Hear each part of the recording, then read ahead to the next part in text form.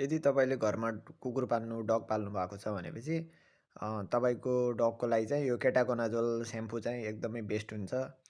जसले स्किनलाई राम्रो गराउँछ र त्यो स्किनमा कुनै प्रब्लमहरू आउन दिनबाट, फङ्गल इन्फेक्सनबाट बचाउँछ।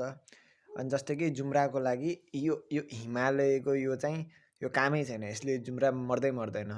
अनि यसको चाहिँ कुनै कामै छैन। यो जति लगाए पनि केही काम छैन। त्यसैले यो हिमालयको यो पाउडर चाहिँ नकिन्नु होला। यो काम छैन जुम्रा मार्नको लागि।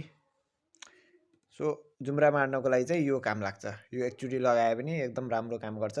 टिक फाइट भन्ने यो पाउडर। सो जुम्रा मार्नको लागि यो पाउडर चाहिँ युज गर्नु होला। यो एकदम राम्रो पाउडर छ डगहरूको लागि। अनि अरू एउटा स्याम्पू त्यो सिल्क टाइपको सिल्की बनाउँछ कपाललाई जुन डगहरूलाई युज गर्दाखेरि।